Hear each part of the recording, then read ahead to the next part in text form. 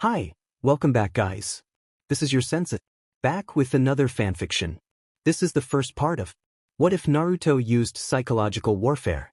Now before starting, please give this video a like and subscribe to the channel if you want more videos like this. Now let's get into the fanfic. The first time news reaches them, Madara has just seen the passing of his 16th birthday and is nursing the consequences. A man now. Well, the civilians think so. The sound of his cousin's snickering in his ears follows him as Madara makes his way to the innermost room of their compound, his head threatening to split open at the seams and send his brain swilling from his ears. Those precious older cousins had taken him out on the town that night. He woke up but naked before the compound entrance, a bottle cradled under one arm, dead chicken in the other, and with a breath that smelt of a brewery. He still can't remember what happened last night. It all gets fuzzy after the second tankard. He remembers Shuji ebbing him on to down that second drink, the BSU, and Yosai laughing in the background.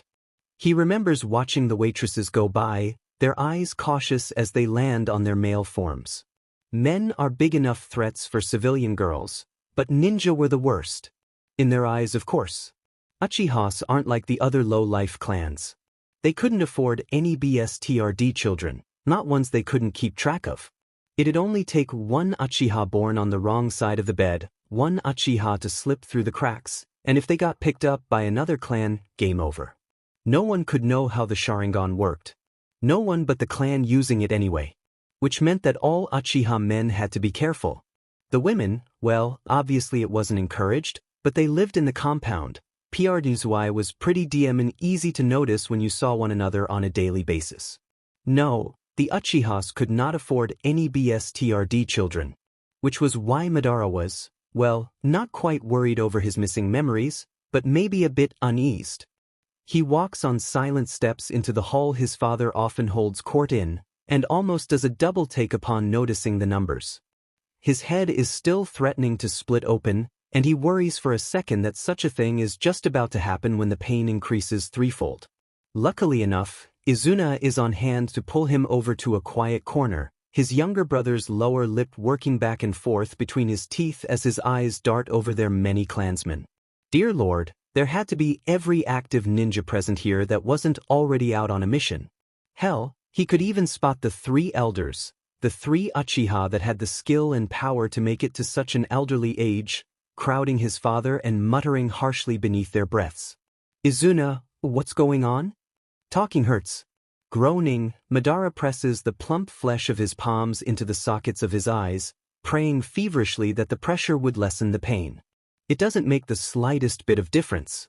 I don't know. Izuna, bless his heart, gets the unspoken message to be as near silent as possible. Tsume just called everybody here. Whatever had happened, it had to be big for everyone to have been called in. Eyes narrowing, Madara forces himself to stand tall and straight at the back of the crowd when their father steps forwards, glorious silence falling across the hall. Then, his father begins to speak. 3 hours ago, I received information on a new threat. No, there is no potential about it, he snapped when one of the elders goes to open their mouths. There is no way this ninja is not a threat. K, step forwards. K does step forwards, of course he does. Nobody disagrees with the clan head. Madara watches in fascination as the man brings his hands together and performs a henge, leaving a small blonde boy in his place, no taller than Taijima's shoulder. Bright blue eyes, face devoured of the masculine jaw that Pibiroi would bring, but Madara swears he's seen those features before. It's a niggling feeling at the back of his mind, like an insect fluttering against skin. This is our best estimation at the face of the golden ghost. This boy, Taijima spits the word as if it were a curse, stopped the QB from attacking a village not a day's travel from here by sealing it into his own body. This happened 2 months ago, and this is the first we have heard of it. I am sure at least one of you has seen a golden flash in the last 2 months? Well, understand this. I want this boy's head. The one to bring it to me will go down in history as the slayer of the nine-tailed fox. No one dares to speak, and Madara cannot blame them. He's a little preoccupied though, because he remembers where he's seen that face before. It is not a boy's face at all, but that of a young woman. Shuji's laughing as he coughs over the last of the second tankard, the unfamiliar liquid burning his throat on the way down. But Madara supposes that's what liquor was. A flame-like substance to burn away a lifetime of memories, for those who hit it hard enough. He's on to his fifth drink when he notices that, while he's not alone, his previous company has long since abandoned him for the brigade of pretty girls that just come into the bar. Instead, a tanned blonde girl is sat at the table with him, though if it weren't for her female clothes he'd have mistaken her for a young boy. Well, if she bound that chest anyway. "You look a little young to be drinking," she murmurs, as if she herself doesn't look like a 12-year-old bratling come to try his luck with the pretty ladies. But something in her eyes has Madara forcing himself to focus through the haze of liquor, to not lose track of this woman. Even under the thrall of his first bout with intoxication, his instincts treat him well. "I'm 16, he grumbles, just a bit on the defensive side, especially at the twitch of her woman's lips. "I'm old enough." Question is, are you? She laughs at that, and nothing like the rattling little giggles the painted girls give. No, this is a full belly, deeply amused laugh. Only the strong laugh that loud, a small voice reminds Madara, and he carefully sets down his tankard, noting that it's once again empty. "I'm 17, have been since October," the girl admits with a carefree ease, waving away his question with one dainty hand. It's smaller than his, but there's the lightest scattering of scars around her fingertips. Kunai scars. As if she's practiced until her hands have bled raw, until the edge of the steel had bit further into her palm than was reasonable. As if she'd followed the training regime of a ninja. "When I came over to talk to you, I don't know what I was expecting," the girl once again addresses him, her blue eyes wide but eyebrows furrowed, almost as if she's confused. Over what, Madara cannot even begin to guess, nor does he care to. "But you're just like everyone else." She gets to her feet while his brain is trying to process this statement, wondering if it was a taunt, a statement, or an insult. His eyes go wide when she ruffles his hair, grinning down at him, and Madara flushes upon realizing his face is at level with her bios. "See you around, Madara." He never told that woman his name. This woman that apparently housed the QB within her body. If they were to cut her down, the beast would be dead, now that it was trapped within human form. Madara knew two things for certain though. One, he would be seeing the woman again, she had promised him as much. And two, he wouldn't have his brain dribbling out of his ears as a result of drinking far too much alcohol. No, next time, he would be on top of his game when they came face to face. And then he'd run her through, nine-tailed fox and all. The second time Madara sees her, it's 6 months later and summer has taken a hold of the land. He's in the middle of a mission, sent to retrieve a scroll from a small town on the border of the Land of Fire. The only reason he of all people in the clan has been sent out is because there is a rumor that Senju have been hired. Even now, years later, his gut twists up a bit at the idea of it being Hashirama he is to face in battle again.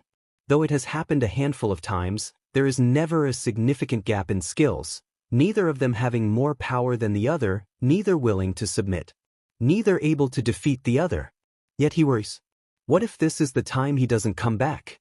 What if he leaves Izuna all alone at the mercy of the Senju, because Hashirama put in a bit more training than he did? What if all his practicing, all his fighting and sparring and training, wasn't enough to keep him alive? But each time, the thought of protecting his brother pulls him through. Thankfully, it is not Hashirama he greets in battle this time. He's a little less grateful to realize it's 3 ranks in just though. An A-ranked ninja on his own, Madara could have taken them, if they'd had the decency to not gang up on him that was. Instead, he finds himself doubling back, trying to find a way to pluck them off one by one so he could make another attempt for the scroll without these idiots in the way. Sadly, they know the steps of this dance and they start to close in. That's when he bursts through the treetops into a small clearing, in which a beautiful river is running straight down the middle. And the golden ghost is sat atop the water. All 4 of them skid to a halt at the very sight of her, sat neatly on the water in nothing but a pair of skin-tight black pants that only reach halfway down her thighs, and bandages that service to keep her chest covered.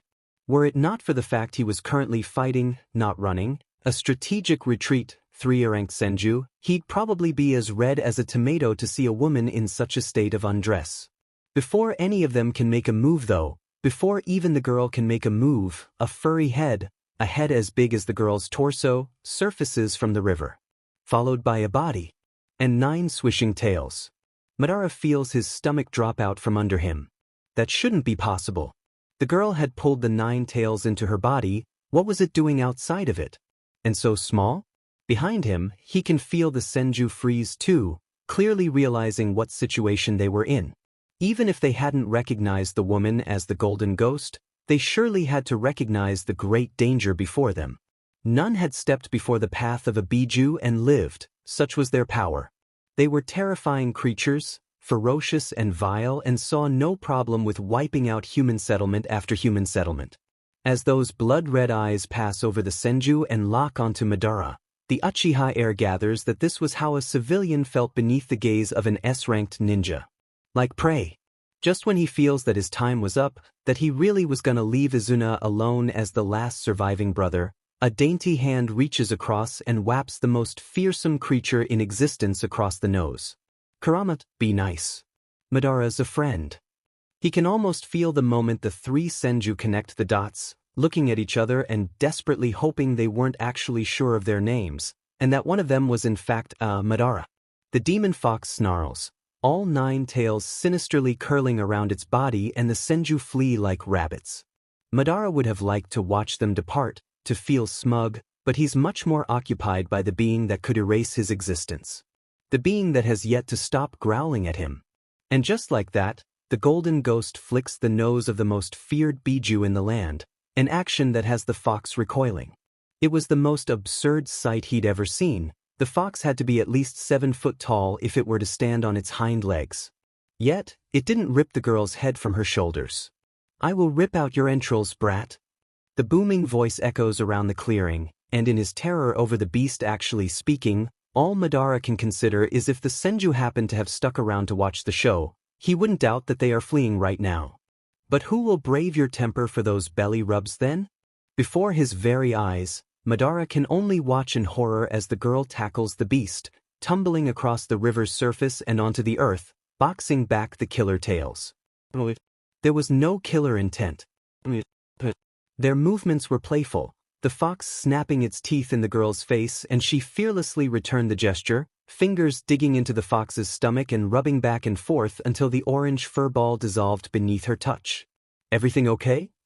The ghost asks, head ped to one side, and Madara tenses as the fox growls. Even when the girl beats the sound down with another good belly rub, a belly rub, he can't shake the fear, the adrenaline coursing through his veins. However, before he can worry about what he has to do, he can't kill the girl now. He's only 16, only has 9 years of battle experience, he's no match for a free Biju, and whatever this woman is, the girl decides his course of action for him. The Senju ran that way, the girl muses, pointing in the opposite direction to the town he'd been heading to, other hand now stroking the fox's long ears, so I think you'll be okay to head back. He needs to get stronger, he can't have this woman catching him flat-foot him again. Just because she let him go today, doesn't mean she won't go for the kill the next time they meet. She, who has the apparent loyalty of the most destructive force in existence, is more of a terrible danger than his father had first taken her for. So, he forces himself to nod, to offer his non-verbal thanks, slowly backing out of the clearing and keeping her in sight at all times. The fox huffs a dark laugh at him, the sound almost muffled by the way the girl stretches back to rest against its large rib cage. Despite himself, Madara can't help but trace the curve of her biceps with his gaze, the sharp edges of her abdominal muscles and the swell of her hips that disappear beneath the tight black fabric of her shorts, and he finds his face heating up regardless of his desires to remain unaffected. She is the most dangerous thing he's ever come across, but a part of him calls out, dares to want, to lust after the idea of making her his. Because that's what she is, the walking contradiction. She is a woman, and women are to be SBE, to bow before the will of the husband and aid him through her life. But she is also a ninja, he sees that now, and she is the most powerful ninja he has ever come across. Now that he is free of his drunken state, he can recognize the heavy thrum of her chakra in the air, pure and human, brushing up against the thick malice that is the trickle of chakra the cubies allows to saturate the clearing. The woman has noticed his stare, of course she has, but instead of blushing, of raging like any other woman would, she winks at him with a grin. As his face burns and he turns to flee into the undergrowth, to finish his mission now that the obstacles are absent, her roaring laughter consonnates with the cubies in his ears. Another year passes, and Madara finds himself 17.5 years old, with nothing but the tireless stretch of war before him. The battles with the Senju have been heating up, getting bloodier and bloodier. It's probably only a matter of time before Madara once again finds himself stood across from Hashirama, putting his life on the line to ensure that Izuna, that the Uchiha, live on to the next day. The scars on his skin are steadily growing in number and size, though the severity of them fluctuates. There's not really been a life-threatening one since his 15th year, so perhaps he is due another one soon. It's the way of the world, making sure there is a balance. He'd rather there be a balance than a sudden canyon of loss should he die. Letting out a lone sigh, Madara tips his head back, looking over at his younger brother. At 15 years old, Izuna is closing in on reaching the official age of adulthood, being only a year off of his 16th. Madara fully intends to join his cousins when they drag Izuna to town, and he will be the one laughing this time when Izuna drinks himself stupid. Only, he'll be keeping a better eye on the boy than his cousins did him. Otherwise they'd have noticed the woman, the golden ghost, when she spoke to him. Then the clan would have a lead on the woman. Not that Madara had actually said he'd met her in the bar that night. He had reported the river incident as their first meeting, reported her apparent power over the Biju. Their father had been concerned, to say the least. "Brother, what is our mission?" Pausing to look over at Izuna, Madara draws the scroll out from his pocket, flicking it open to inspect the instructions upon it. His heart sinks within his chest at the words. They are to murder near 100 people, almost all the adult population of their targeted town, as they failed to supply the necessary funds to the local lord. It's this kinds of jobs that he hates. He hates to think of how many children he will be leaving orphaned tonight. It's these kinds of jobs that have him longing for that long-ago, ill-forgotten dream he once shared with Hashirama. If they had banded together, if such a thing had been possible, then they could refuse missions like this. They would have the power to protect other children, where they themselves had been failed. But that was a pipe dream at best, and would forever remain that way. Assassination, Madara says in a low, emotionless tone, showy assassination. Izuna's face is grim, as Madara knows that his brother too finds this type of mission as unsavory as he himself does. To assassinate someone is one thing, to deliberately parade it around in order to snuff the fight out of others was a whole other scroll of kunai. But a mission was a mission, and with the way things were with the Senju right now, they couldn't afford to turn such a high-paying job down, not when word would spread that the Uchihas were getting more uppity than should be allowed. Then even more jobs would go to the Senju, and every bone, in every Uchiha body, was against that. "Come along, Izuna." "Hi, Nisan." Usually jobs against civilians like this are easy. Unless they have the money to buy protection, to buy impressive protection, these types of missions are usually a straight-up job. Walk in, kill the relevant people, make a bit of a show of it, walk out. That was the plan. That had been the plan. Madara had been ready for almost anything, perhaps a Sarutobi guard, maybe even a Senju guard for the village, if they could scrape enough money together. What he hadn't been ready for was a familiar flash of gold under the moonlight, a gleam so white it left her hair as honeyed milk. Cerulean blue flashed dangerously in the dark of the night, and Madara rapidly halts their approach, one arm out to prevent Izuna to wandering any closer. He doesn't recognize the danger for what it is, not yet.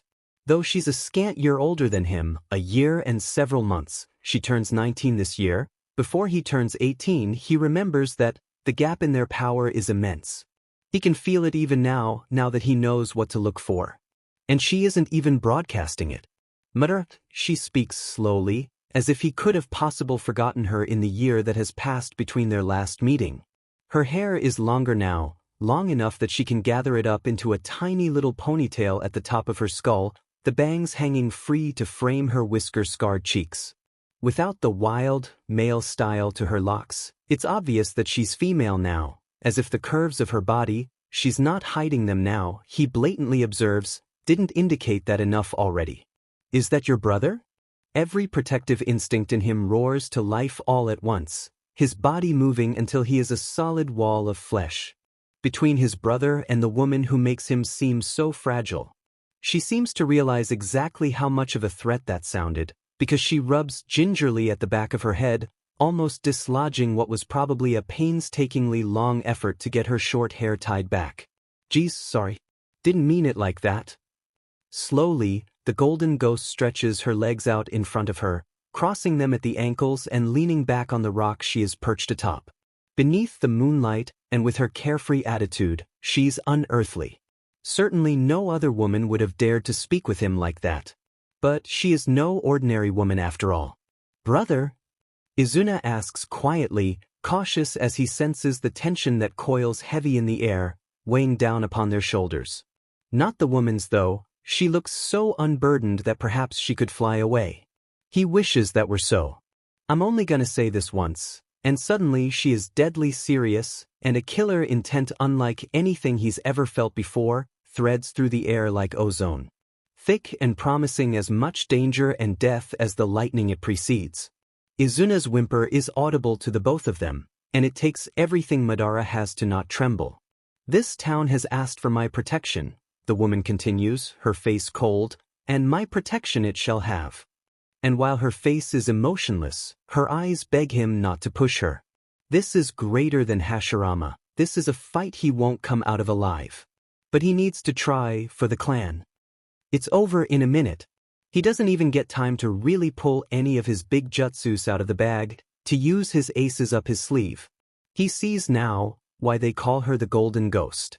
The second it became clear he had no intention of turning away with his tail between his legs, the woman had sighed, got to her feet, and then she'd glowed. A halo of golden, flame-like chakra had surrounded her form, and she'd been merciless in her attack, relentless. He'd barely gotten time to throw Izuna out of the fight before she was upon him. And now here he lay, his limbs trembling from the close proximity of her chakra, his Sharingan eyes wide as they stared up into the blue that hovers above them. No matter how many genjutsus he tried to ensnare her in, he could all but feel the Kyubi, the fox that did indeed live within her, break them before they could even take hold. He was beaten in a manner that seemed as if she hadn't even had to try. As if the dance there shared, even as short a two-step as it was, had been nothing more than emotion to her. No improvisation needed. Not even a deviation from the steps. He'd been soundly bested. Still, even laid beneath her, his hands trapped above his head in one glowing claw-like limb that sprouted from her chakra shroud, he could feel his traitorous heart beating fast. The betrayal of his nose as it registered how pleasant she smelt, not of blood, metal and death, but of warmth, of the forest and of miso. She smelt like a woman should, and it was the greatest deception of them all. Brother! Izuna's distressed call was forceful enough to break his mind from its captivity, and Madara forcibly slowed his chest's rapid rise and fall. The way she has pinned him was no help at all, one hand with a kunai to his neck and her ankles resting alongside his thighs, while her own entrap his waist. She was too close, too unpredictable to be allowed so close. But he couldn't overpower her. I'm not going to kill you, she breathes, and the scent of her breath, ramen, left the words hazy in his mind. But leave the town alone. Okay. He doesn't register that his eyes have slid shut in anticipation of what he didn't know until they shoot open at the slightest brush of lips against his cheek, more the corner of his mouth really, a kiss but not quite, only to find himself back in the river clearing from the previous year, Izuna stumbling alongside him. There is no sign of the girl, only a modified kunai with a strange fuinjutsu marking upon it. He picks it up, cautious of the unfamiliar markings but determined to take the strange clue back to the clan. Izuna is shaking beside him, the near death, not near death, she could have killed them and they wouldn't have been able to stop it hitting him at full force. Madara himself staggers slightly, before straightening himself. Izuna! He doesn't need to say another word. His brother huddles into his arms without another prompt. Mission failure. But at least they're still alive. It's during another battle against the Senju that it happens. They've been neck-deep in fights with the other clan for the past year, and things have only gotten worse and worse as the months have passed by. Each time he finds Hashirama stood on the other side of the battlefield, dark eyes as hard and resolved as his own. At least he's grown out that ridiculous haircut, Madara thinks as they collide once again, sword against sword, a shower of sparks following each kiss of the metal. All around them Senju and Uchiha are clashing, though they waited for Hashirama and him to greet one another first. Not the greetings they shared as children, but swings from swords now, the bite of weapons thrown against one another. This is the language they speak now. There is no place for dreams and wishes on the battlefield, and Madara accepts that with a heavy heart. It's not even a minute later when it happens. He can see the Senju swine, can track his approach towards Izuna, can see the sword flashing beneath the burning sun. And he knows. He knows it's going to be buried deep within Izuna's vitals, and he has his hands full keeping Hashirama back. He's not going to make it in time. But, before he can open his mouth, before he can scream his denial over becoming the sole Uchiha brother, the last one of God, he doesn't want to be the last one. Do not let Izuna leave him, please. There's a flash of gold. He can barely believe his eyes, but the woman who was his enemy on their last meeting 2 years ago has pushed Izuna aside and now has Senju Tobarama's blade sticking out from her back. Most of the fighting stops, all turning to stare in horror at the arrival of a woman who has become the ninja version of the civilian's boogeyman monster. The being that hides in the shadows and steals children away in the middle of the night, be in their bodies or their lives. Only she doesn't do that. There are stories far and few between of her actually killing. The Golden Ghost has more of a reputation for mercy, for leaving her enemies unconscious but alive. She makes no fifth. Her glowing hands are wrapped around the sword's sharp blade, thick crimson blood. She bleeds red, just like them, dripping between her clenched fingers, but her head is angled back towards Izuna. And she smiles at him. Okay there, Izuna? He had no idea how she could possibly know his brother's name, but he is ever so thankful. He can see the moment it registers in Hashirama's eyes who his brother has just stumbled into attacking, because the Senju has never disengaged with Madara quicker. At the same time, Madara's Sharingan catches the way the woman steps back and off Tobarama's sword, the wound sizzling and sealing itself shut in a worrisome show of power. But it appears as if she is on their side. Maybe this won't be the defeat he was expecting. Only, the girl does not turn on her attacker. She doesn't even seem to pay him any more attention as Hashirama approaches to extract his brother. Clearly the Senju heir is prepared for violence, because he seems as shocked as all those around him when the Golden Ghost just steps aside, the chakra for which she is named fizzling out of existence, like a damp sparkler. Instead she's just the young woman he met at a bar, her blonde hair long now, falling down her shoulders in a mockery of both his own and Hashirama's style. The whisker-like scars that remain on her cheeks seem to stump the people around them, almost as much as the fact that the Golden Ghost is certainly a woman. He told his father, he told the rest of the clan, but apparently they had never bothered to believe him. Women were the last line of defense in traditional clans. They were the shield between the babies and the enemy. No clan he could think of off the top of his head would ever train a woman for combat. Never mind frontline combat, like what the blonde seems to specialize in. Amongst all the dark heads of hair, the browns and black and the grays and whites of the two clans, her blonde hair is like a beacon of difference. Startling and completely impractical for a ninja. She should dye it. Any other reasonable person would. Hashirama, she speaks slowly, much like she did to him the last time they met, and Madara watches as his once friend and now rival tenses, looking over at the woman with clear caution in his eyes. Madara knows that look. No doubt he wore that look the last time he faced down the woman. It was the look of a ninja who knew they were beat.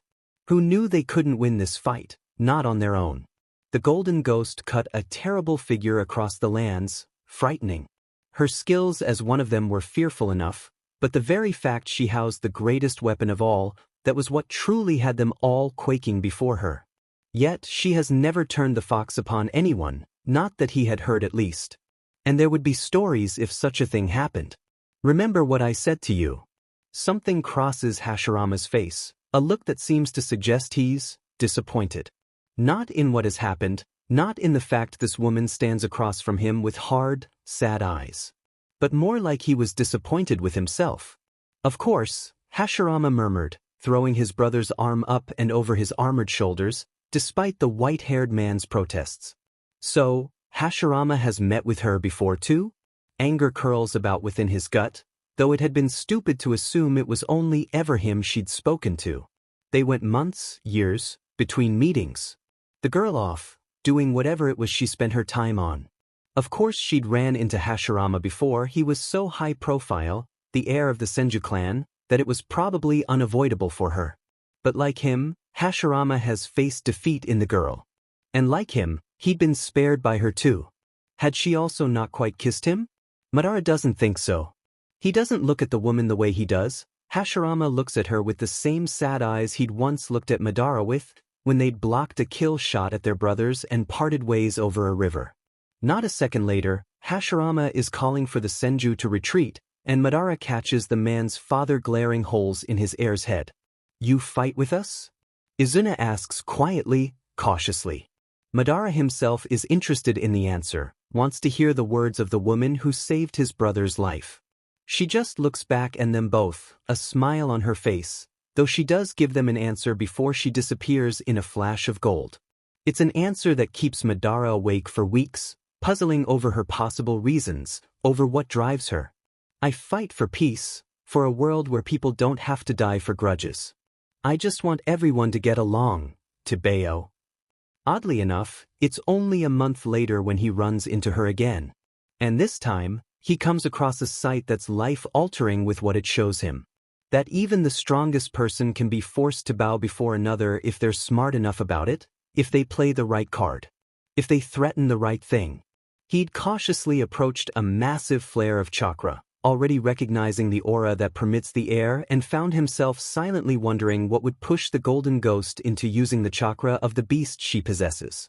What he sees slams into him with the force of Hashirama's favored wooden dragon jutsu.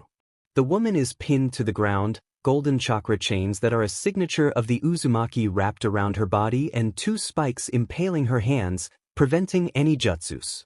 But clearly, that is not the cause of the golden ghost's worries. Her head is turned to a side towards the beastly Biju beside her, the same size as when Madara last met it. It too was pinned down, chain stakes in each of its tails and the heavy chakra links pressing its body flat to the floor. They're both pinned, both trapped, and seemingly with no way out.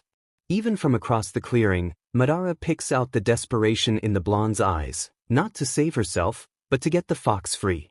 To get it away from the people hurting the both of them, and she reaches for him with such power another Uzumaki is called in to reinforce the chains holding her down. There are at least 9 of them, with a woman that Madara recognizes as Uzumaki Mido sat preparing a seal. It only takes him a second to tune in to what the elderly Uzumaki is saying, and it feels like his insides have frozen when he hears. They are going to rip the QB out of the woman and seal it within Mido, an action which will surely kill the golden ghost. But she does not quake in fear of her death. Instead, she snarls at the Uzumaki head, snarls that Kurama is her friend. He is not a weapon to be used but her most trusted ally. Of course, her voice is almost drowned by the fox's threats. He's just as vicious in his desires to escape, blood-red eyes constantly shooting towards the woman, his container, with clear concern in his eyes. And that's all it takes for Madara to realize the Biju isn't heartless, that it actually cares, quite deeply, for the woman pinned down beside him. That, despite their obvious differences, they are as close as siblings can be. He doesn't even realize he's moving until his blade is already cutting through the back of one of the Uzumaki, pinning the female. The Uzumaki don't realize what's happening until he is severing the head of the second one he comes into contact with.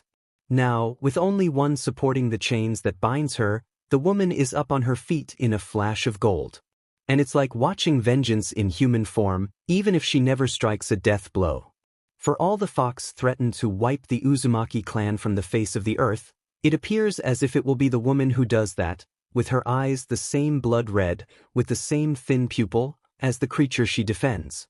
Madara doesn't even have to do anything, only stand back and watch in awe as the blonde goes against the Uzumaki clan head, goes against him and wins. Because it is not her life on the line, but the life of someone she clearly holds precious. Even if it is a giant demon fox. The demon is quiet as it watches all that goes on around it, only moving to untangle itself from the slack chains that remain, despite the Uzumaki's unconscious state. The woman has knocked out the clan head now, and is just stood above him, staring down with an expression on her face that he cannot read. The fox approaches her slowly, laying one large tail across her shoulders before he disappears, returning to the safety of the seal in which it now lives. How the Uzumaki managed to tease it out in order to pin it down, Madara does not know. He does not care to figure out, though he guesses that the woman will never again fall for whatever trap they'd caught her in. It's only when she looks to the east that he sees the small footsteps. Children's footsteps. They drew her out using children as bait, perhaps children from a nearby village. Not an unusual tactic, a surprising amount of shinobi were soft-hearted when it came to children, a result of growing up in a world where so many were killed daily. If there was a chance to save children without any risk, then Madara knew he himself would take it. Clearly, the golden ghost was cut from the same cloth if this was how the Uzumaki had tricked her. I was expecting more of them, she spoke quietly, nudging the unconscious form of the clan head with her foot. Her face is sad, and Madara can't understand why she would say that. Why she would think such a thing. The Uzumaki are a ninja clan, and while usually a bit more removed from the land of fire, that doesn't mean they are innocent. They are as ruthless as the world they live in, though why the woman hadn't picked up on that, Madara isn't sure. I thought they'd be like me. That they'd be pushing for peace and understanding. My mother was an Uzumaki. She gives the last statement as if it is an explanation for her thought process. Looking at her sharp face, her coloring, Madara can only pick out the shape of her eyes for a feature that somewhat resembles an Uzumaki. Evidentially, she takes after her non-Uzumaki father. It was so obvious she wasn't a full-blood Uzumaki, and the Uzumaki didn't allow anyone to marry outside the clan. Like all ninja clans, they rather liked keeping their bloodlines away from the rabble. Which means that perhaps, the Golden Ghost's mother was a runaway. Trying to picture such an existence, such a way of growing up, Madara grimaces. It does not sound like a fun childhood. And that was if her mother managed to outlast the hunters that would have been sent after her. Why do you fight for peace? Madara asks, cleaning the blood from his sword and sheathing it. He's taken to carrying it around far less than he once did, now favoring a gunbai. Because I've seen war, the woman, the half-Uzumaki, answers, looking up into the dying sky with eyes darker than he'd ever seen them before, the blue almost lost to the shadows of dusk. I've seen families torn apart and I've seen people kicked when they're down. I've been kicked when I was down. But if you don't get up and keep fighting for it, you don't get to make the world a better place. I don't want anyone to go through what I have. And that's why Kurama works with me. Because he too wants to see peace. She grins then, much happier than her words had just been, and her face is clear of any of the tears he'd expected to see. But that's a story for another time. Thanks for the help, Madara. Having to stay still to gather up enough senjutsu would have been irritating. She's gone. Madara stares bewildered at the spot she's just left, before a half-crazed laugh leaves from between his lips. She hadn't been in trouble at all. She'd been testing the Uzumaki, pushing them to see if they held up to her expectations or not. They hadn't, that much was obvious. Shaking his head in blatant disbelief over the woman that made no sense whatsoever, Madara turns to head back to the undergrowth, head spinning. The woman chases after peace for the same reason he himself desired it from such a young age. Hell, even the greatest of the Biju wishes for peace according to that woman. Perhaps it was time to talk once more with Hashirama. Just one more try. One more time. What are you doing here? Stood within the skeleton of the village, the skeleton of their dream, Madara gapes, not unlike his friend-turned-rival-turned-friend, at the figure before them. The golden ghost is stood with a thick scroll tied to her waist, so that it rests in the shallow curve of her back, her bright blue eyes blinking slowly before she offers a light grin. I'm here to join your village. She has clearly faced no dire hardship since he last saw her 2.5 years ago, willingly pinned down by the Uzumaki. For a moment, he considers how Uzumaki Mito, now Senju Mito, is going to react to the woman being here. A thick red scarf is wrapped around her neck and shoulders, and she looks just a little bit strange with her head of blonde hair poking up from its fluffy walls. A dull white cloak covers her body, offering it a buffer from the winter chill, as the slightest droplets of snow come to settle. Within her hair, on the tip of her tan nose. She doesn't look like the legend that has been saving lives across the elemental nations. She just looks like another young woman, with bright blonde hair and equally vibrant blue eyes, only made brighter by her tan skin. The strange, whisker-like scars draw attention to the sharp angle of her jawline, though half is hidden by her scarf. It doesn't quite cover the smile that's almost timid, certainly hopeful, as she looks up at him from beneath her lashes. Madara folds his arms, looking sternly over at Hashirama, even though he already knows how this little talk will end. There's no way that Hashirama won't let the woman join their village. She was the one that pushed him to talking to Madara again. He'd confided with the Uchiha one night after a hard day of building the village. That was the first and last time that Senju Hashirama had ever met the Golden Ghost, until now. A part of Madara had been pleased. Pleased that he was the one who had seen her to most, who had spoken to her, who had learnt even the slightest bit of her history. An Uzumaki mother, it was no wonder her chakra was so fearsome even without the beast sealed within her. No doubt the Kyuubi had only bolstered her reserves. Yeah, that'd be great. If you hadn't spoken with me, maybe none of this would have happened. Hashirama pauses, looking around the bare bones of their village with an undeniable fondness flickering in his eyes. Madara remembers the scorn, the horrified whispers, when he announced to the clan that they would be joining the Senju to create a village, that there would be no more fighting. Not even 6 months after Taijima's death, and he was already running the clan into the ground, so they whispered. But none dared to openly challenge him. Izuna had cornered him at one point, asking why. The hatred his brother held for the Senju was strong. But even he had understood when Madara spoke of his childhood dream, of the two boys that met at a river wishing for peace, for a world where children didn't have to die on bloodied battlefields. It wasn't until 3 days ago when a Uchiha boy, a toddler really, ran by with another boy, a Senju, and looked so carefree, that Izuna had really understood. He'd seen the moment his brother had realized what he was aiming for, and ever since, Izuna has supported him. The Golden Ghost grins, rocking back on her heels, and her eyes dart slightly between the two of them, lip working back and forth between her teeth. It was a gesture he'd seen Izuna complete a multitude of times, but he can't seem to lift his eyes from his lips, not until Hashirama elbows him in the side. Well, think we can let her in? He's grinning, the scoundrel, and probably coming to incorrect conclusions. That's what Hashirama did. Jumped in feet first, fearless of the consequences, and probably not even wondering if it was water or mud he was about to land in. That idiot. Maybe the other clans will start taking this village seriously then. It was as close to acceptance as he could voice right now.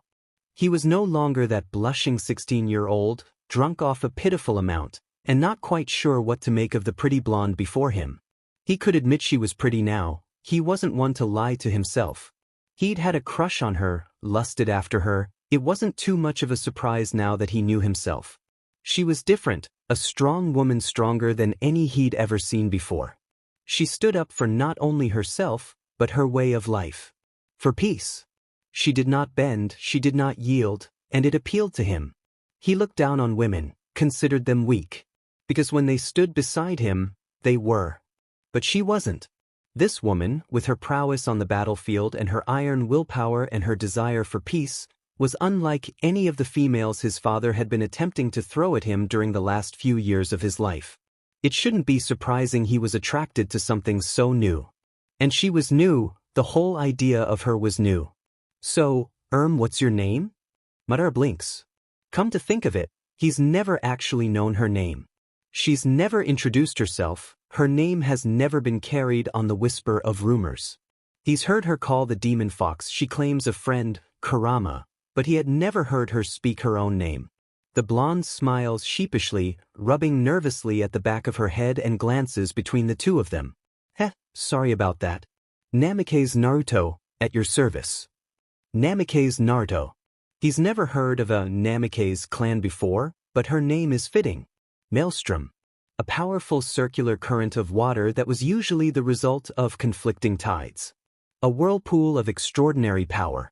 She had been born into a world where two sides were constantly conflicted. And she'd become strong from it. Had become a force to be reckoned with. Nice to meet you, Naruto-chan.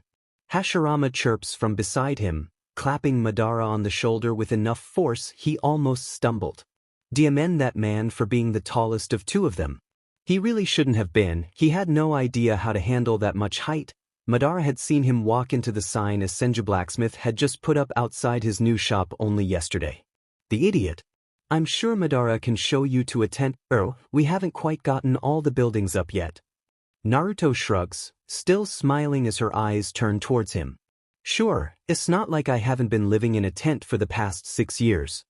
Turning on heel so he didn't have to look at the woman's face any longer, Madara takes off down the street in a series of lengthy strides, only offering Hashirama's parting goodbye a slow wave with one gloved hand.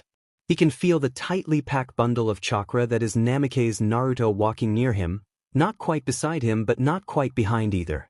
And he thinks maybe, just maybe, he'll get through this one meeting without any surprises. That lasts up until they pass by the light scattering of buildings which are a tentatively planned clan district. Because suddenly two small hands grasp his wrist and forcibly twirl him around at a speed that he can barely react to. Nevertheless, he had a kunai in hand by the time his back meets the wall. Only, lips meet his before he can even consider attacking the woman. Both of her hands are grasping at his face, short fingernails only digging into the skin of his cheeks ever so slightly, and her eyes are closed. He notices. She's kissing him like this is what she has been waiting for since appearing in the village, and Madara, he just gives in. His hands snatch at her hips, pulling her closer as he presses his lips back against hers, hungry, wanting to continue chasing the explosions of lust and excitement that burn in his chest. And he wants it all. He wants everything that Namake's Naruto is willing to give and more, because she's the strangest creature he's ever seen, new and exquisite, and he's starving, emotions burning something fierce in his chest, blazing bright and hot and as wild as the girl that he holds tight to. She growls, actually growls against his lips, pressing her chest to his, and her back is curving forwards under the effort. One hand has left his face to get tangled in his hair, the other has snaked its way down his side and is now dipping beneath his thick winter shirt, cold fingertips brushing up against his abdominals and exploring the scarred flesh that covers his ribs. Madara breaks the contact, first taking in a desperately needed gasp of oxygen, before he returns Naruto's face back to his, their noses colliding in his haste, and the blonde lets out a salacious chuckle at the unexpected contact. She esses on his lip as their teeth clash, the hand in his hair tightening as his own press her closer, one grasping at those blonde locks and tilting her head back so he has access to her neck and jaw. "You're a BSUD," she whispers, but it's a fond thing, spoken with affection he's never heard a woman use before in public. Wives were to be seen, not heard, and it wasn't right for a woman to express her affection so openly among people. But Naruto clearly doesn't care, rocking her hips against his as he esses on the soft flesh of her neck, right above a pulse point. Yeah, she hisses almost breathless and shockingly close to a He loves it. You were supposed to be awful, you were supposed to be inhuman. You weren't supposed to burn so bright. She pushes his head back and away as she says this, instead attacking his own neck in return, a huff of amused annoyance leaving her lips when his hair gets in the way. It wasn't as if she herself didn't have just as much of the stuff. He dares to skim a hand over the small of her back, beneath the thick fabric of her shirt now that the cloak she wears has been thrown open, but she doesn't shy away as women have always done in the past, timid and unwilling to show they lusted just as hard as men. No, Naruto pushes into his touch for a few seconds, before she once again rocks her hips against his. This time, it is he who growls at her, and instead of the horrified looks any other woman would give, she merely glances up at him playfully before nipping harder at his neck. Were they left alone, left uninterrupted, Madara was pretty certain they'd never have even made it to the tents. That he'd have just taken her, then and there. Or Naruto would have taken him. Perhaps they'd have taken each other. But it's not to be, because Izuna and Tobirama round the corner, talking of the academy they're going to be building, and they both just freeze. Eyes round and mouths open, the both of them look scandalized at the sight before them. Naruto doesn't even look the slightest bit regretful. Instead, she looks at them over her shoulder, dares to lick the column of his neck all the way up to his jawline, and then she disappears, leaping up onto the rooftops with a wild laugh as she goes. Madara doesn't even spare his brother and his companion a glance, he just takes off after her. He's got a feeling that, even though they'd probably never have to have another meeting now that she was in the village to stay, he would be chasing her for all the years that they'd know one another. And if the prize was the same every time one of them caught the other like that, well, he'd not have anything to complain about for a very, very long time. I can't believe I got this finished so fast. I know it's short, but it was nice to just flex my writing a bit. I'm not used to writing in this tense, so it is a bit of a challenge, but it was different, and I like the way the story flows as a result. In other news, I've got tentative plans for other FemNaruto Madaras. Have a gander below if you wish. Saturated sunlight. There are whispers of a rogue Uchiha and a dangerous blonde he travels with, that have been gathering strength. And each time he hears them, Madara has to grit his teeth and silently promise himself that when he finds them, he will tear them apart. A Sasuke and FemNaruto time travel, though I don't know who Sasuke's pairing up with. If he's pairing up with anybody. Liking up the flames. In which Madara ends up surviving the Fourth World War. All the Kage are prepared to deal out eternal punishment, but Naruto just can't stand by and watch another needless death. Not if she can help it. Something without time travel. I'm gonna take a guess and say Madara's about 22 for his prime. I don't know. A 5-year age gap is nothing really, right?